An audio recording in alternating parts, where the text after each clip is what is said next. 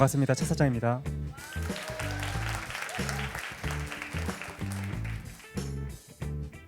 오늘 이렇게 귀한 자리에 초대해 주셔서 감사합니다. 여기 써 있는 것처럼 오늘 주제는 어떻게 살 것인가에 맞춰져 있고, 써 있는 것처럼 티벳 사자에서를 다뤄볼까 합니다.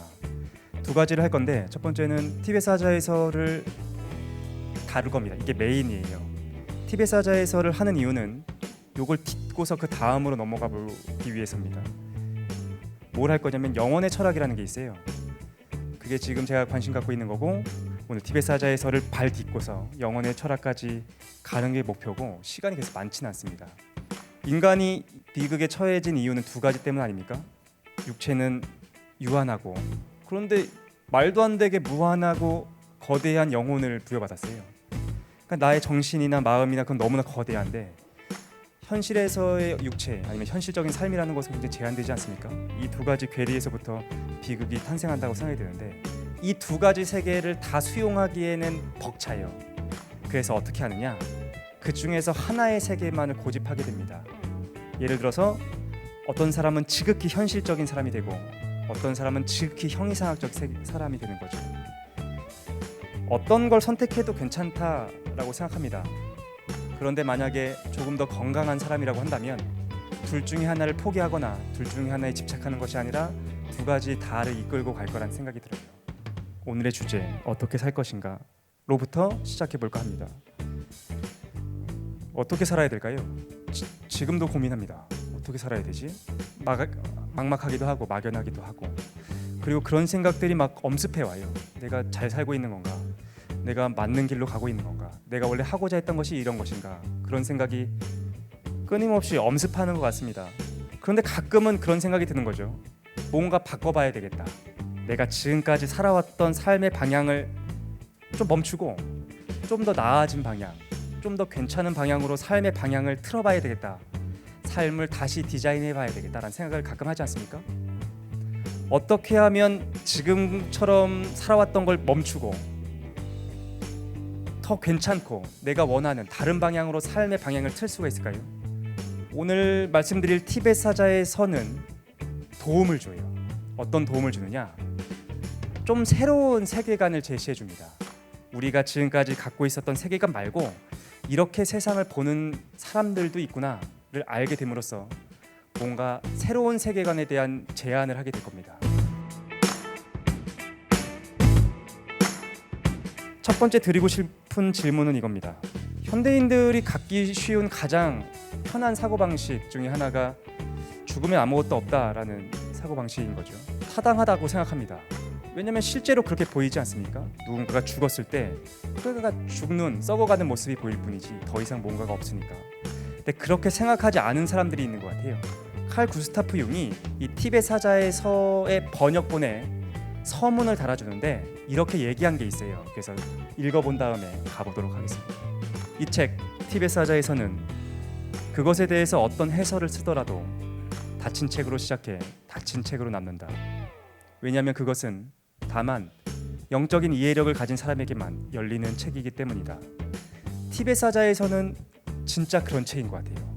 파드마 삼바바는 티벳 사자에서에 대해서 이렇게 얘기합니다. 이 책은 명상이나 참선 수행 같은 어려운 과정을 거치지 않고 붓다와 같은 대자유의 경지를 성취하는 가르침이다. 이 가르침을 만난 사람은 결코 불행한 상태로 떨어지지 않는다라고 얘기하고 있습니다. 두 가지로 보고 있는 거죠. 융은 이렇게 하는 겁니다. 이 책이 대단한 책이야. 하지만 그 책을 현실로 끌어오거나 아니면 현실을 넘어서는 무엇던 수단으로 쓰려고 하는 거고, 파드마 삼바바는 이 책의 컨텐츠 자체에 귀를 기울여라. 그것이 너희를 대자유의 길로 이르게 할 거다라고 보고 있는 겁니다. 내용을 보면 내용이 이제 세 가지로 돼 있어요. 49일 동안 일어나는 일 아니겠습니까? 죽은 다음부터 3일까지 3, 4일 정도, 그걸 이제 치카이 바르도, 4일에서 17일 정도가 되면 좀 그걸 넘어서서 초에니 바르도라는 데 가게 돼요. 17일부터 49일까지는 환생의 길을 걷게 되는데 그걸 시드파 바르도라고 합니다. 바르도가 뭐냐면 어제 중간 세상을 얘기합니다. 생과 생 그 중간을 얘기하는 거예요. 죽음만이 바르도인가? 근데 또 어떻게 보면 죽음과 죽음 사이도 중간 아니겠습니까? 생이라는 것도. 그래서 생도 바르도라고 불러요. 그러니까 바르도는 그냥 존재하는 존재자가 경험하는 전체를 얘기합니다. 특히 티베트 불교에서는 6개의 상태를 우리가 회전한다고 생각해요. 태어났을 우리가 삶을 살 때도 3개의 바르도를 체험합니다. 첫 번째 정상 상태, 두 번째 꿈의 상태, 그리고 세 번째 우리가 잘 안 하는 거. 수행자들은 깊은 명상에서 어떤 의식적 차원을 경험한다고 해요. 그래서 생의 바르도가 이 3가지입니다. 정상 상태, 꿈을 꿀 때, 그리고 깊은 명상 속에서. 죽은 다음의 바르도가 이 3가지인 겁니다. 죽음의 순간, 그리고 존재의 근원을 체험하고 환생에 이르는 길로 가고, 이 3가지가 죽음의 바르도다라고 보면 됩니다. 첫 번째, 치카이 바르도, 죽음의 순간의 바르도, 죽음의 순간의 사후세계에 대한 얘기를 해보죠. 임종의 순간, 이제 호흡이 가빠지고 천천히 이제 가라앉고 그러면서 우리가 죽음의 경계를 넘어설 겁니다. 그럼 죽자마자 어떻게 되는가에 대해서 티베트 사자에서는 이렇게 얘기하고 있어요. 사람이 죽으면 친구나 스승 아니면은 어떤 영적인 친구들이 그 옆에 와서 사자를 건드리면 안 돼요. 건드리지 않고 그 사자 옆에서 이걸 읽어주게 됩니다. 고귀하게 태어난 자여, 그대가 존재의 근원으로 돌아가는 길을 찾을 순간이 왔다. 이제 그대는 사후세계의 첫 번째 단계에서 그 근원의 빛을 체험하려 하고 있다. 이 순간에 그대는 그대 자신의 참된 나를 알라. 그리고 빛 속에 머물러 있으라. 이 순간 나 역시 그대를 인도하리라 라고 시작하고 있습니다. 그리고 이렇게 또 읽어줘야 됩니다.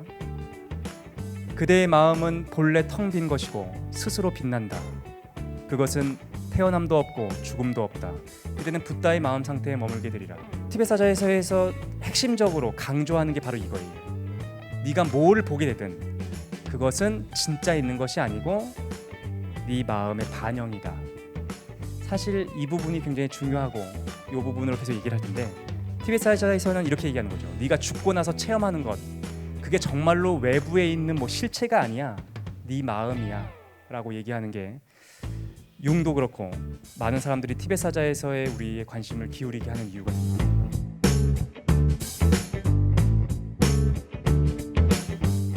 3-4일이 금방 끝납니다. 그렇죠? 사자가 죽으면 빛을 보게 될 거야.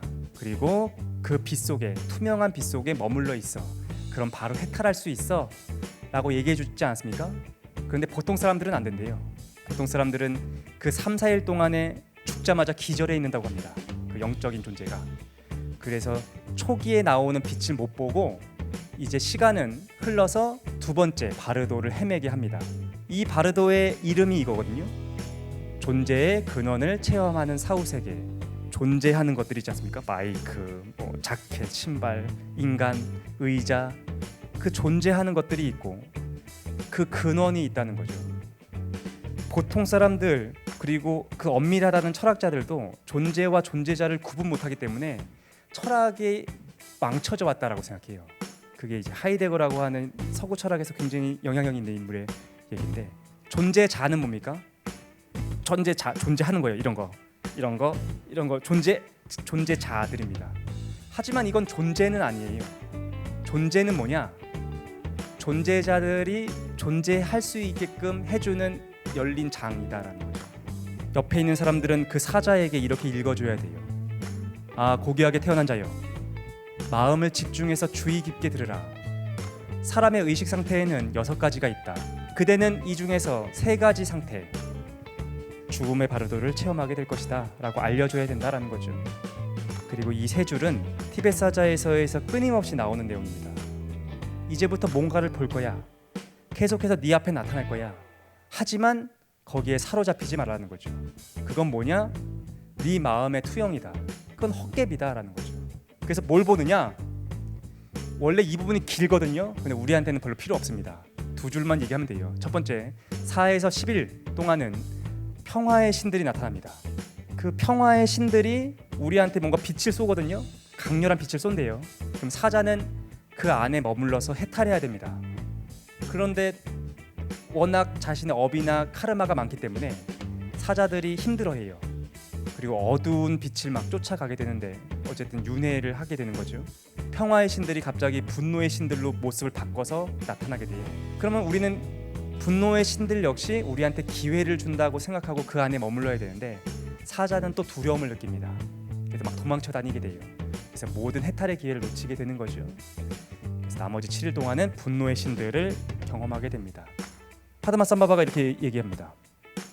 이와 같이 인도하면 아무리 약한 정신력을 가졌다 할지라도 웬만하면 영원한 자유에 이르는 것은 의심할 여지가 없다. 그래서 그것들로부터 달아나게 한다라고 얘기하죠.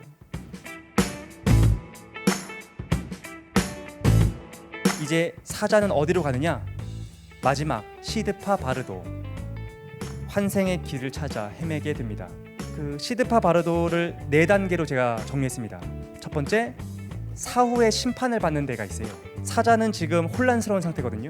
막 이리저리 막 헤매고 있습니다. 그러다가 누굴 만나느냐? 생뚱맞게도 염라대왕을 만납니다. 이제 융이 인간의 심리학에 대한 깊은 통찰이라고 얘기했던 이유가 사실 여기 있는데, 티벳 사자에서 자체에서 이렇게 얘기해요. 마찬가지다는 거죠. 야마, 염라, 그렇게 보이는 존재도 실제로 있는 게 아니야. 그건 네 마음의 반영이고 네 카르마의 반영이다라는 거죠. 그렇게 혼란스러운 상태에서 갑자기 6개의 빛이 비춰오기 시작합니다. 어두운 흰색, 어두운 초록색, 어두운 노란색, 어두운 푸른색, 어두운 붉은색, 회색, 6개의 빛이 나한테 비춰오게 된다는 거죠. 천신들이 상징하는 것, 불교에서는 자만을 얘기하는 거죠.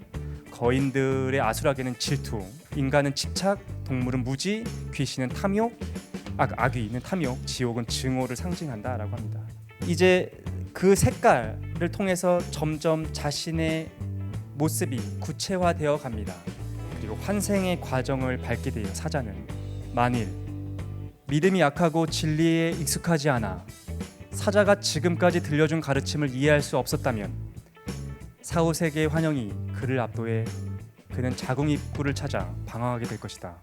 악업이 많은 사자는 계속해서 그러한 것에 꿀리게 돼요. 근데 티벳 사자에서가 위대한 이유는 바로 그 순간에도 자궁의 문을 닫는 법에 대해서 설명을 해준다는 겁니다. 이 감정, 아버지에 대한 어떤 매력, 어머니에 대한 매력, 아버지에 대한 증오, 어머니에 대한 그 증오, 그 감정 상태가 원인이 돼서 사자는 자궁 속으로의 길에 들어서게 됩니다. 그리고 정자와 난자가 결합하는 순간 최고의 환희를 체험하며 그 상태에서 무의식 속으로 기절해버릴 것이다. 정자와 난자의 수정이 이루어지고 사자는 그 안에서 기절해버린다라는 거죠. 그리고 이제 환생하게 됩니다. 나중에 그대는 알 모양으로 또는 태아 상태 속에 갇혀있는 자신을 발견할 것이다. 또는 어린 양으로 변해 있는 자신을 발견하게 되리라 라고 얘기하고 있습니다.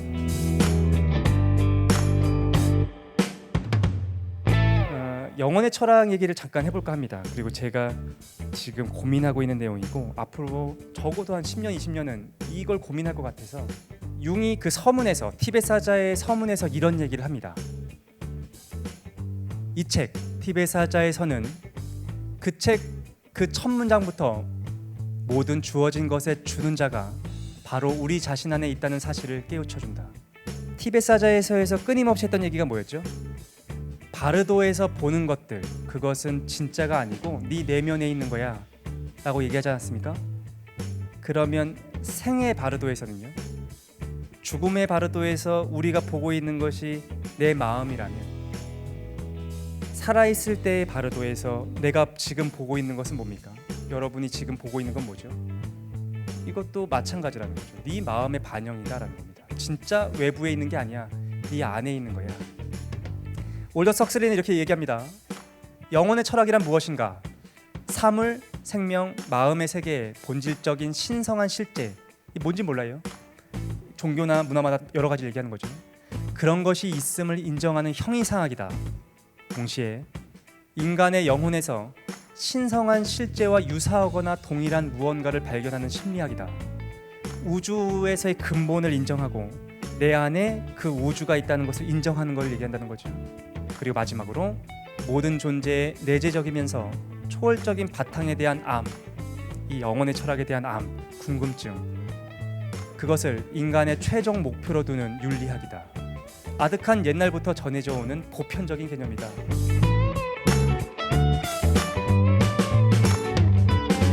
나는 어떻게 살아야 되는가에서부터 시작하지 않았습니까? 어떻게 살 것인가에 대한 고민. 만약에 우리가 유물론적인 세계관을 부여잡고 있으면 야 죽으면 끝이지, 그러면 그것도 괜찮습니다. 그게 맞는 걸 수도 있고요. 하지만 내 삶을 뭔가 다르게 생각할 수 있는 여건이 줄어든다는 거죠. 만약에 내가 그냥 죽는 존재가 아니라 수많은 탄생과 죽음을 거쳐 다시 이곳에 온 존재라면, 또 무수히 많은 탄생과 죽음을 거쳐가야 되는 존재라고 한다면, 그렇다면 그 길고도 긴 무한의 시간 속에 있는 나는 무엇을 할 것인가, 우리가 생각해 볼 수 있겠다라는 거죠. 극단적인 선택을 안 하셨으면 좋겠습니다. TBS 사자에서 영혼의 철학을 들으신 다음에 어떤 분들은 하나의 견해, 그냥 소설 아니면 종교적인 저작이다라고 보시는 분이 있을 거고, 어떤 분들은 걱정하실 거예요. 악귀에 간다고, 지옥에 간다고, 이게 너무 믿는 분들이 있죠. 너무 극단적인 선택은 불필요합니다. 우리는 그 중간 어딘가에서 자신에 맞게 자신의 다양한 가능성과 함께 이걸 좀 고려했으면 좋겠다는 생각을 합니다.